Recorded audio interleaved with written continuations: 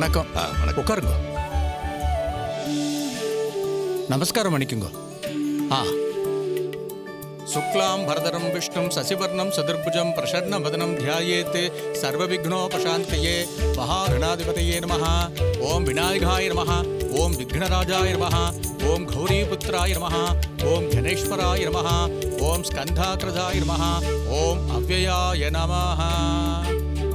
ஓம் ராஜாதிராஜாய பிரசக்கிய சாகினே நமோ வயம் வைஷ்ணவனாய குர்மஹே சமே காமாம் காமகாமாய மஹ்யம் காமேஸ்வரோ வைஸ்ரவணோ ததாது குபேராய வைஸ்ரவணாய மகாராஜாய நமஹ. இந்தாங்கோ, கற்பூரத்தை ஏற்றி கலச பூஜையை ஆரம்பிங்கோ. ஓம் தத் புருஷாய வித்மஹே வக்ரதுண்டாய தீமஹி தன்னோ தந்தி பிரசோதயாத் ஸ்வாஹா. ஓம் தத் புருஷாய வித்மஹே மகாசேனாய தீமஹி தன்னோ ஷண்முக பிரசோதயாத் ஸ்வாஹா.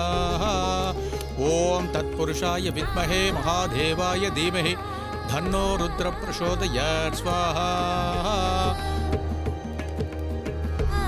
ஓம் மகாலட்சுமீ ச வித்மஹே விஷ்ணுபத்னி ச தீமஹி தன்னோ லக்ஷ்மி பிரசோதயாத் ஸ்வாஹா. என்னங்க, கோயில்ல கலச பூஜை நடக்குது, பாட்டுக்கு எங்க போயிட்டு இருக்கா? ரோஹிணி, ஊக்கடைக்கு போற மாதிரி தெரியுது. இப்ப என்ன நினைக்கிறானே புரியலங்க. பாத்தீங்களா மாமா நம்ம நிலைமைய?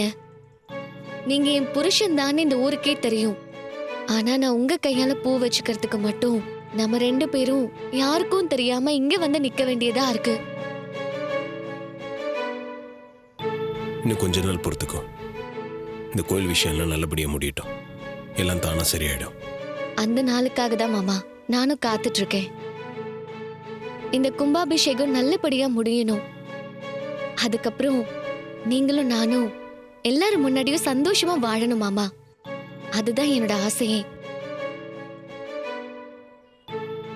நீ எதை பத்தியும் கவலைப்படாத ரேவதி. நீ ஆசைப்பட்ட மாதிரியே நம்ம சந்தோஷமா வாழும். மாமா, எப்படியோ பேசி அம்மாவை சம்மதிக்க வச்சீங்க. அப்பாவை கலச பூஜைக்கு கூட்டிட்டு வந்தாச்சு. இந்த கோயில் விசேஷம் எல்லாம் முடிஞ்சதும் ஒரு நாள் முழுக்க உங்க கூடவே இருக்கணும்னு ஆசையா இருக்கு மாமா. அவ்வளவுதானே? நீ எங்கெல்லாம் போகணும்னு நினைக்கிறியோ, என்னெல்லாம் வாங்கணும்னு ஆசைப்படுறியோ, அதெல்லாம் நான் கூடவே இருந்து உனக்கு வாங்கி தரேன். போதுமா? உங்க கூட இருக்கிறத விட வேற என்ன எனக்கு பெருசா வேணும் மாமா? நீங்க என்ன வேணாலும் கேளு, தரேன்னு சொல்றீங்க.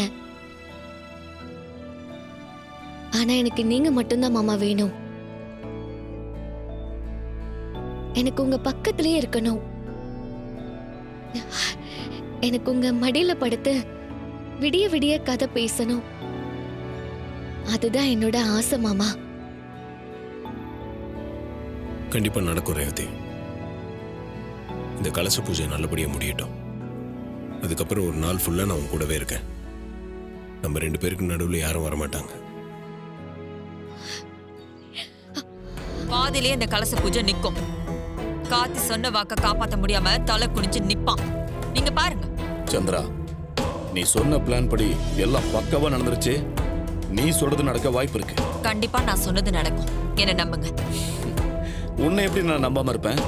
ஆனா சந்திரா, உன் அக்கா காரிக்கு என்ன ஆச்சு? கார்த்தியை பார்த்தா முறுக்கிக்கிட்டு கோவமா நின்னுகிட்டு இருப்பா. ஆனா எப்படி ராஜராஜனை போய் பூஜைக்கு அனுப்பி வச்சா? எனக்கும் அந்த இடத்துல தாங்க ஏதோ இடிக்குது. கார்த்திக்கும் என் அக்காவுக்கும் நடுவுல நமக்கு தெரியாம ஏதோ ஒரு டீலிங் நடந்துட்டு இருக்கு. இல்லன்னா என் அக்கா மாமாவை அவ்வளவு சீக்கிரம் பூஜையில உட்கார வைக்க ஒத்துக்கவே மாட்டா. அவ கார்த்தி பேச்ச நம்பி அவ்வளவு தூரம் ஏமாற ஆளும் கிடையாது. இதுக்கு பின்னாடி ஏதோ ஒரு மர்மம் ஒளிஞ்சிருக்கு. அதை நம்ம உடனே கண்டுபிடிச்சாகும். என்னமோ அத அப்புறம் பாப்போம். இப்போ கலச பூஜையை நிப்பாட்டுற வேலையை மட்டும் பாப்போம். ஆமாங்க, நாம முதல்ல அதை பார்க்கலாம். அந்த பொண்ணு பஞ்சாயத்துக்கு வந்த உடனே நீங்களும் மாமாவும் சேர்ந்து உங்க பங்குக்கு பேசி ராஜராஜன் குடும்பத்தை மொத்தமா அசிங்கப்படுத்துங்க. மத்தபடி அந்த பொண்ணு தாம் பக்கம் இருக்கிற நியாயத்தை பேசி கார்த்தி தாம் பக்கம் வரவிடாம பாத்துக்குவா. சரி சந்திரா, நீ சொன்ன மாதிரியே இன்னைக்கு அந்த ராஜராஜனை ஒரு வழி பண்ணிடுறேன். சரிங்க, நான் வரேன்.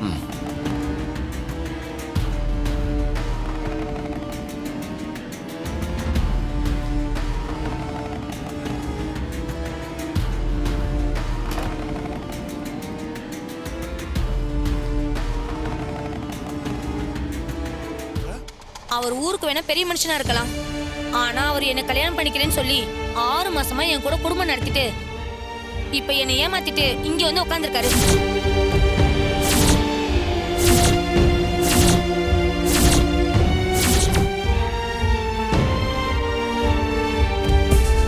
இந்த அநியாயத்துக்கு இந்த ஊர் பெரியவங்க நீதி சொல்லி ஆகணும்.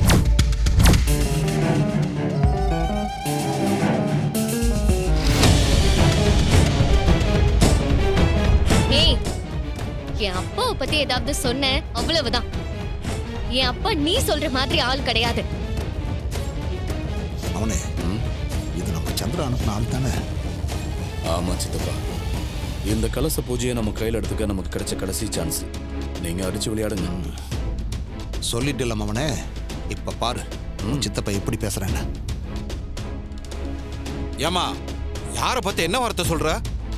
ராஜராஜா ஐயா யாரு? அவரோட குணம் என்னன்னு இந்த ஊருக்கே தெரியும்.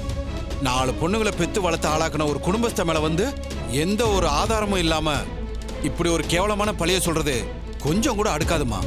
இதான் நீங்க பண்ற பஞ்சாயத்து பெரியவரே. பாதிக்கப்பட்ட எனக்கு நீதி வாங்கி தரதை விட்டுட்டு தப்பு செஞ்சவரோட வயசையும் கௌரவத்தையும் பத்தி பேசி என்னை வெளியே அனுப்ப பாக்குறீங்களா?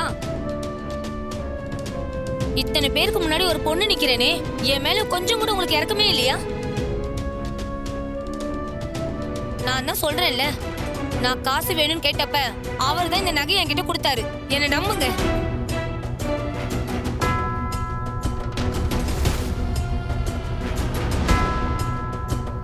ஏங்க, வீட்டுக்குள்ள இருக்க நகைங்க வெளியே வர்றதுக்கு நிறைய வழிங்க இருக்கு. என் திருடு கூட போயிருக்கலாம்ல. இவங்க நகையை ஆதாரமா காட்டுறத பார்த்தா ஆதாரத்தை வச்சு பழி போடுறாங்களா, இல்ல பழி போடுறதுக்காகவே ஆதாரத்தை ரெடி பண்ணாங்களான்னு தெரியலையே. என்ன அவனே, இவன் குழப்பறான். இருங்க சித்தப்பா, அவன் என்ன சொல்றான்னு பார்ப்போம்.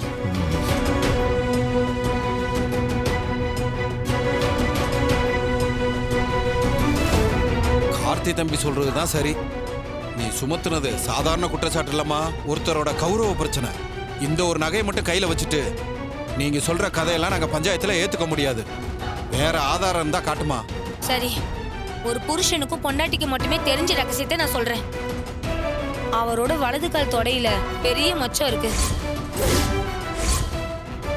நான் சொல்றது உண்மையா இல்லையான்னு இப்பயே அவர் செக் பண்ணி பாருங்க. அப்புறம் தெரியும் யார் சொல்றது உண்மைன்னு.